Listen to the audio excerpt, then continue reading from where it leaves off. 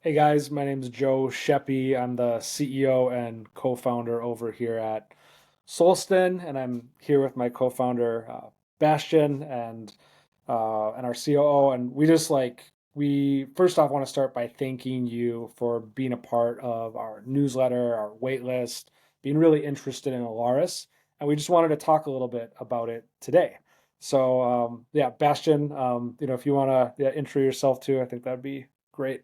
Yeah, really, really good. Thank you guys for taking the time and either reading our newsletter or following the launch of Elaris or having been a part of our journey for almost the last 7 years, which we'll talk a little bit about of, what led to this point. So, wherever we're finding you with this, thank you. And there's a lot more ahead of us to be excited about.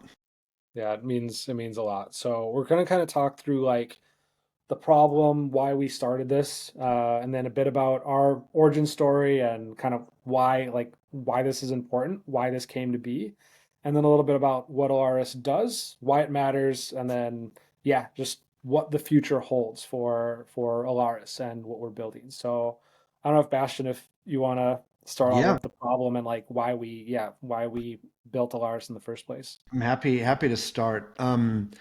Not, I mean, you guys are all very familiar with this, but not only is there a new AI tool popping up every single week, that's supposedly going to take care of all of our needs, whether it's making content for people, whether it's creating newsletters, whether it's, broadly personalizing experiences. And I think that's the whole premise that, and the problem that we've been addressing and wanted to address when we started building our company, Solsten, a little over 7 years ago, which is how do you actually empower creators both on the marketing side and on the product side, and obviously the strategists of you that are a part of that spectrum, that work. How do we empower you guys to actually make resonating content, resonating experiences? How do we empower you to truly personalize what you put out into the world to actually resonate with the audience that you're trying to reach? What we always like to say is, how do you actually understand the human being behind the audience or the consumer that you're trying to reach? Where most of you for the longest time have been limited to, things like age or gender, and we're making this for 30 to 40-year-old women in the southern states of the US, which is like saying every woman in the Sun Belt, area, they all eat the same food and they drink the same drinks and they like the same colors, which is obviously not true. But a lot of you for the longest time have been limited to fairly superficial data and how we understand audiences, and in turn how we build and market to different audiences. And I think that's the big problem that we're solving with Alaris is, how do we give everyone access to, insights that are unparalleled, and then the ability to build and create with a very different type of data, with a very different level of insight into audiences globally at the snap of a finger, without having to spend millions of dollars, without having to hire massive and big consulting and research agencies that would normally do this work over years in some cases, and it will cost a lot of money. And I think that's the big essence of what we're trying to bring to you guys.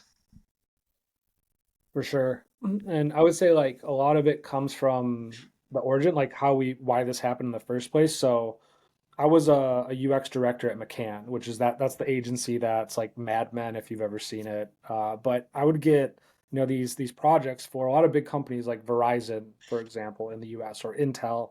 And we'd get these like personas that's like, this is Rob. Rob is 45. He likes to eat pizza and watch football. And then these companies expect you to create marketing from that, build experiences, etc. And it's literally like what I ask myself is, what would I need to know about this person if I was to buy them like a really good birthday present? Mm. Like, what would I actually need to know about them? And at the same time, I was a clinical psychologist. I was doing clinical neuropsych and just saw how incredible neuropsych evals were in knowing, first off, what drives people, but what can help people, what can move people. I thought, well, the whole world is building experiences. And if you're like a founder or if you're a marketer today, your job is to build an experience that is better, more alluring, and more engaging than the noise that exists today. That's really, really hard to do if you only understand like that your users are 23-year-olds from Australia who like to do sports. Like that's Yeah. such a hard thing because everyone else also knows that too. So you're competing on the data that basically everybody else has. And so yeah, we thought, well, first off, how do we measure these things that are kind of at the essence of who a person is? And then that's what Solsten's been doing for the last 7 years. Like we work with, everyone from Lego to Electronic Arts, Peloton, some of the best experiential companies lean on Solsten because they know that we can help them understand their audiences in a way that they can actually beat everybody else out there. So they've had to massively level up. They know that they have to think in a different way. And why we started Elaris, Bastion and I, we came together like maybe 2 years ago and we said, okay, how do we let the average, none of you guys are average, but like the average agency owner, our product starts at about like $38,000. And we were noticing a lot of game companies, a lot of agencies, a lot of founders are like, guys, I don't have 38 grand to just like do what Lego does or do what Sony does with you.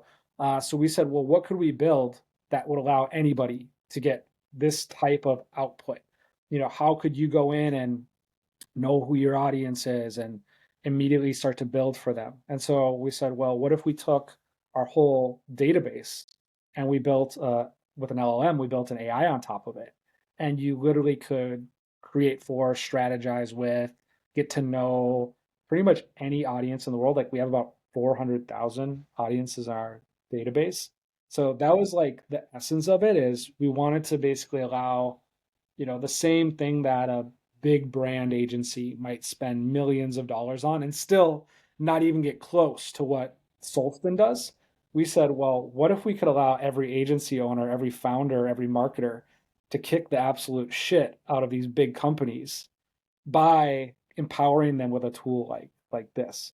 So yeah, I don't know, maybe if Bastion, if you want to like kick over to like what Elaris does and some of Yeah, that. I would love to. And I'll close the loop with another real Yeah, life example so this becomes really tangible for all of you guys listening and listening to this and watching this.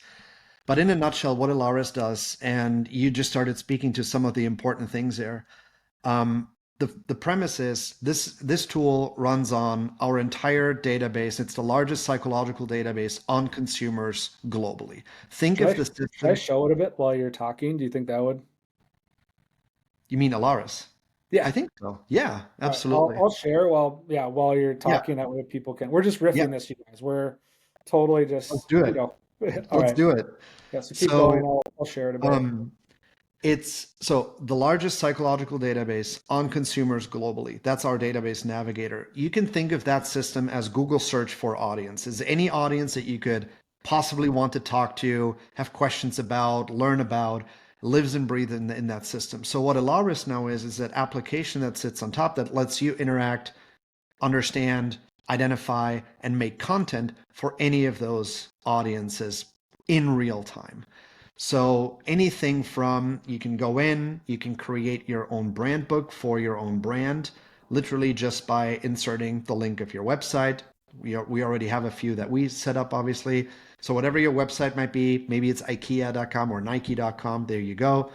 You click that, and what the brand book is really powerful for is it gives Elaris the guidelines and the understanding of, well, what is your brand?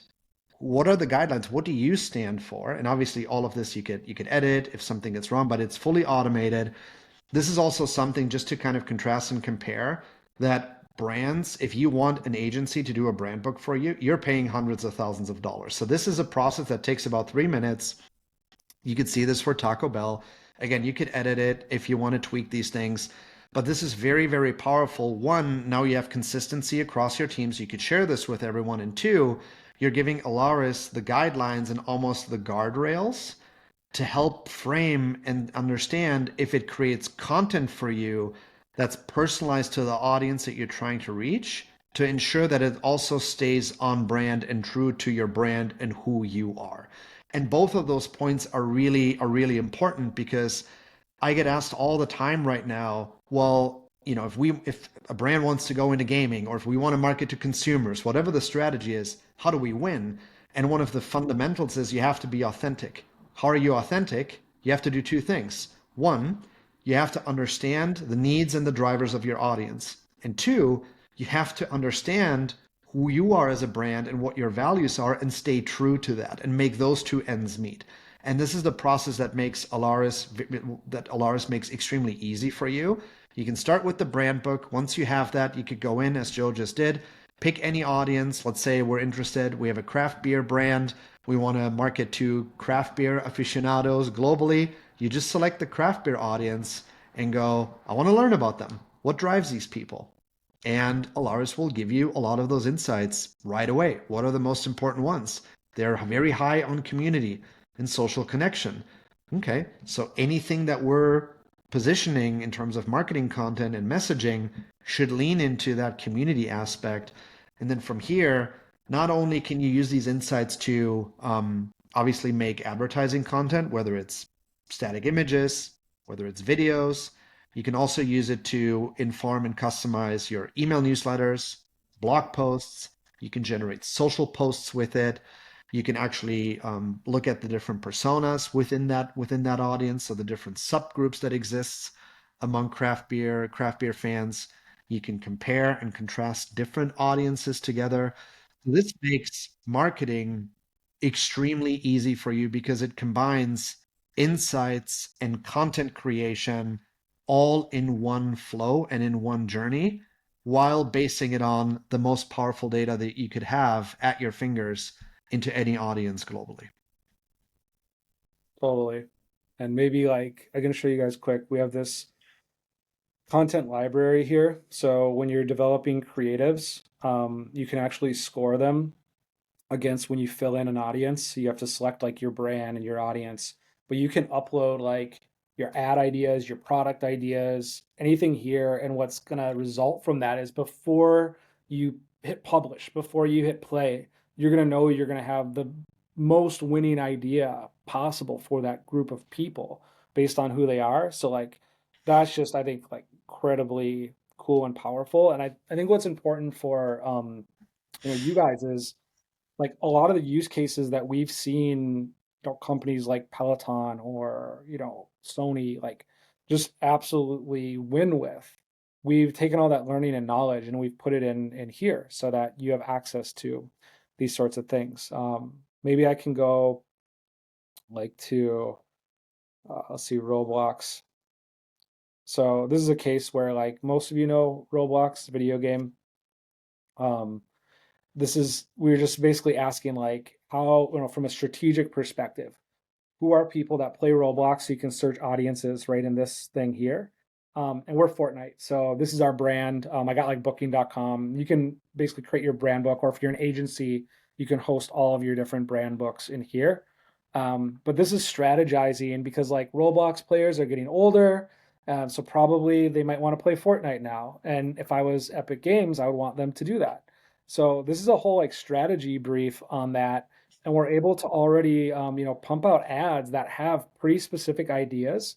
And I think the most powerful part about Elaris is it can explain why. So we got this from a CMO of an agency earlier who's been like a really active user of Elaris.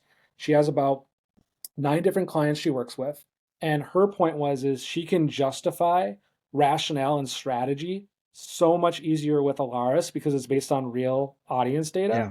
So like here, you want to capture the attention of Roblox players. Well, they're in the 91st percentile globally for creativity and fun.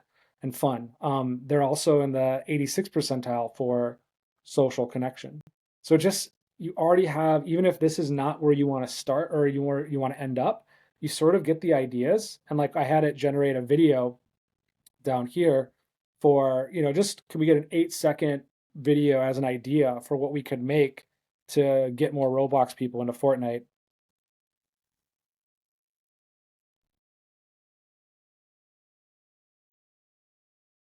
And I think it's really smart. Like it took some of the Roblox elements in here. Like you can see behind the guy, but it's still like this Fortnite art style. But it gets you going in terms of what you can deploy. And there's also like you can just go for straight ready-made ads as well. Like here's one from this is Taco Bell. So these are generated. off of the brand book that's there. So they stay in brand, they stay in your brand colors. I think a lot of people are like just over all the AI slop that's out there. So I think that's pretty cool. But let me see if I can find this video. Like this video was based on this idea that on Taco Bell they have secret menus and you can mix and match different stuff. So they're like, well, what if we called it a Big Bell challenge because Taco Bell people are like super big on creativity, like they're in the 96th percentile. So how do you let them be creative? And then this is why it came up with this ad.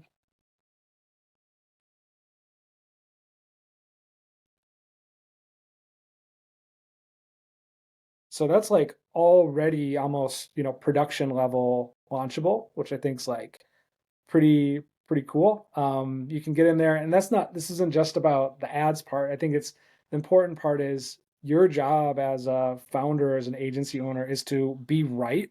Like I think Jeff Bezos, what did he say? Like, people at Amazon who've been successful are right more often than people who are not. And it's usually as your job is, failure rates are just so high these days in terms of like building a company or getting a winning creative or something that's there. So going in here, it gives you the perspective between different groups of people, audiences.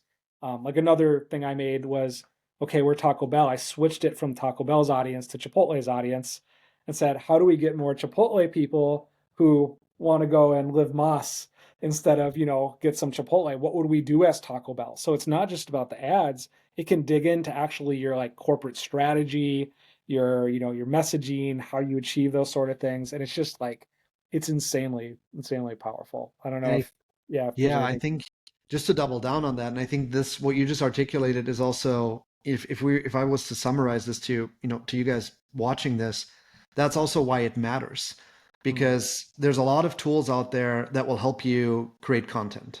There's a bunch of them. The important part is you need a companion in your day to day to help you make better decisions that you can trust and that there's a reason behind it, there's a logic behind it, and we have data to back up whatever is being made and why we're yeah. making certain decisions. And that's why this is so powerful. And I had this case literally this week where I had someone come to me and say, "Hey, um, you know, what if IKEA wanted to go really big in gaming and they wanted to get into gaming with the IKEA brand? What should they do?" And I went into Elaris. I selected the IKEA brand. I made an IKEA brand book, and I just said, make a creative brief on, well, first off, what are games that IKEA fans like and play? Where's the affinity? Why? How much do they map to the IKEA brand? And then I just asked Elaris, can you make a creative brief and build a strategy deck for literally if IKEA were to make its own video game from scratch and why? That took 3 to 4 minutes. And not only can I now go to IKEA and say, here's what you should do, I can answer any question around, well, how do we know that? And why should we do that? And how do we know that this is going to work? So it's an insanely powerful strategic companion as much as it is your helper around creating content that's actually going to move the needle for you. Bastian, when you used to work at BCG, how long do you like if IKEA came to BCG and Yeah. they asked you that same question? How long do you think it would have taken to build a deck or build a strategy for IKEA? And how much would like IKEA have typically paid for something like that? Yeah. On the low end, it would have been somewhere between 2 to 3 months, and that would have been the short version. To sell the longer project, which would typically probably be around 6 to 12 months if you're going full shenanigans. And the cost on that would range anywhere from 200 to $300,000 for the short project, up to Yeah. like 2 to 2.5, $3 million for the year long project. I think that's a super good example of like the just instant crazy value that Yeah. you have. Like literally $200 a month is nothing to have access to that. Like we as founders, we're using Alaris now for our industry. And I mean, we've been fortunate enough to, grow a company, scale it, work with incredible businesses. And now for us, we have an incredible advantage having Alaris at our fingertips while other people do not have it yet. And I think just like the the different cases you can go through, like how do we get product market fit for Elaris with people who are, in agencies, with people who are founders, with people who are marketers. We can go into those audiences, test our new feature ideas that we have, because Elaris is like on a weekly basis right now rolling out new, just like wicked features. But there's so many directions you can go with this. And most of you who are on the product side, you also have those same questions every day, like, hey, this is my roadmap. Is that feature the next best feature? And with Solsten, we've had customers like Star Trek, for example. The feature they implemented was literally the highest grossing feature the second they did it because they knew the psychology of the group. They knew they were like really high on individual competitiveness, but also high on collaborative competitiveness. Those are people that like Star Trek. So I think that's really interesting, and it helped them develop a feature that allowed them to do both. An example that related to the BCG one, I want to bring this up separately for agencies because this is like we were at McCann, we were pitching Cisco, like the router, the telecom type company, and their whole thing was like, we want to feel fresh, we want to feel new. People just kind of see us as boring, like they don't even know us, they don't even know what we do. And at that point, the musical artist Cisco was kind of popular still, like people still knew who he was. And so McCann, we came up with this brief where it was going to be called Cisco on Cisco. And Cisco was going to be in a white room with his silver hair, and he was going to read white papers on Cisco. And that's something that we thought the public, and of course, well crafted white papers that are hilarious. And we were so excited about that as an agency. Like, we made the brief, we pitched it to Cisco, and Cisco was like, well, we don't even know if people who, buy Cisco even care about the artist Cisco or even know him. Will it even be relatable? We couldn't answer that question. Like, Alaris would know right away. They would actually know the percentage of people that, you know, like Cisco. And you could say, hey, this is something worth pursuing. Or given our, maybe Alaris doesn't know because it doesn't have enough data on Cisco anymore because kids today who are, in our system are not saying that Cisco is one of their favorite artists. But you could say, would someone like Cisco resonate with the audience today? And it's going to know the psychology of people that like Cisco. It's going to know the psychology of the audience of the router or telecom type Cisco. And then it's going to say, hey, there's a big enough overlap here. And what we're able to do is actually take bigger risks, bigger bets. One of my favorite commercials is Heinz. I don't know if you've ever seen the baked beans ones on the moon, but it's like there's a monster on the moon and it's like crushing astronauts, and you don't really know what's going on in this commercial. I think it was a Super Bowl commercial, and at the end of it, like the astronauts there and like farts, and the monster comes back around and heads straight for him, and then this thing says Heinz beans not for astronauts, and those are the kind of ads that when you see them, brand awareness, conversion, all those things happen. But to take bets like that, it takes a lot of courage of a brand because it can go the wrong way. But when you have this type of data, you can back up Yeah. these decisions and you can know, is this going to really screw things up with my audience, or is this actually going to be beneficial and additive? Like, do Heinz people like fart jokes? You can ask Alaris. The answer is yes, because we know their sense of humor and their humor type. So Heinz probably spent, you know, at least a couple hundred K, probably more like a couple million, to be that sure to spend that much money before going in and making a stupid fart joke on national TV to know that that's going to help their brand versus hurt it. So, yeah, I don't know if I know we've been kind of riffing here for a bit, but why it matters now more than ever. I don't know if Bastion, if you have anything you'd want to. Yeah, I think and it's the same reason for whether you're an agency and you're trying to cut through the noise, whether you have your own brand, your own product, whether you have a video game that you're trying to promote. The challenge is the same across the board. It's how do you cut through the noise? Yeah. And everyone is fighting for the attention of consumers. And the amount of available attention is not going to get vastly bigger. So it's really about how do you increase your slice of the pie. how do you stand out? How do you cut through and how do you stand out? And what we've seen over the last years over and over and over again, to stand out, you have to resonate with people. How do you resonate with people? You have to give them a message and a theme and an art and visual and the whole, the whole thing packaged up that actually feels like it was made for them. Well, you can only do that if you actually know who they are. And I think that sums it up, is if you want to even cut through the noise and get people's attention, let alone engage them, and let alone convert them to your product, into your experience, you have to invest in actually knowing who they are so you can make the content and the messages that pierces through. That's it. And like I think that nails it. And you got to stop wasting your time with stupid AI tools. Like there's a new one that pops up every single Yeah. week and it's made by some college kid, and it's the grind is awesome. I love that there's so much hustle that's out there right now. But most of these things aren't, they're just skins of, what, if you know how to prompt ChatGPT or if you know how to prompt Claude, there's skins of that.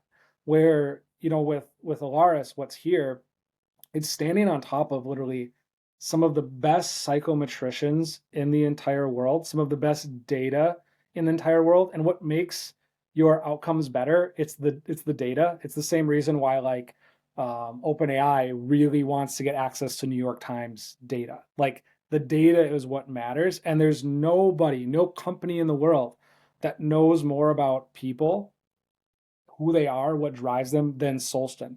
It's why Meta works with us. Like Meta, one could say probably knows a lot about people. Well, why are they a customer of ours? Because they know we actually know what drives people. We have the personality stuff, the values, the motivations. So like, you can waste your time if you want to and try a bunch of different creative tools and then spend days like seeing what happens. Or you can use like, I think where I'm just like, I'm so excited for everybody who gets to interact with Elaris, because you're basically getting the power that some of our biggest customers get. Like Peloton, for example, their top performing app on the Peloton product was Lane Break, and it's a game type product, but Solsten Intelligence is part of how they got to building that and what made it. You can take that same thing that the big guys get to use and now use it for your business, whether you're a small restaurant owner, whether you're an agency, whether or you're a marketer at, a company, and your boss doesn't care about understanding customers. Like it's at a price point where like you can get in and try it and see it. If you don't like it, you can cancel like the yearly offer. It's free for 30 days. If you don't like it, we'll give you all your money back. So that's how much we're just convinced that you'll love it, you'll get value, and just the time is now. If you look at a month from now, 2 months from now, 3 months from now, there's going to be a lot more people onboarding onto this reality. So the sooner you are up front in being the person that knows your audience better than other people, you're going to have the advantage over all those other businesses. So the companies that are coming into Elaris right now, and I mean, Bash and I can see the logos and the brand names, they're exactly the companies that are winning. They're the ones that are always winning and always thinking ahead. And so if you're that company, you're going to be in that position too. And I just think, yeah, now's the time. So we're so appreciative of you guys being a part of Solston's journey on our newsletter, or if you're on the wait list because you saw, some of our social media content and you thought this might be cool. Always like, please feel free to reach out to us or anyone on the team. We're here to talk, and we just are excited to see all of you get to Yeah. using it. So again, in the email or that you're getting here, there's a coupon code. Like you can use that. That discount is only available for this month. So if you use it this month, you can get in. Like we see you guys as founding members of Elaris, really. So your feedback, your thoughts, you're going to be able to influence where it goes too. And so yeah, just excited to have you guys here. I don't know if yeah, Yeah. No, just second that. Thank you guys for being a part of this journey and, taking the time to watch this and listen to us. And yeah. I think we're just stoked to see what you guys do and create with Alaris. So please share because we're just as curious. So thank you guys. Absolutely. And yeah, and if you want to hear more from us, reply to the email. And if we missed anything that you're interested or curious about, reply, and we're happy to jump on another one of these and make a recording. So yeah, thanks again and appreciate you guys.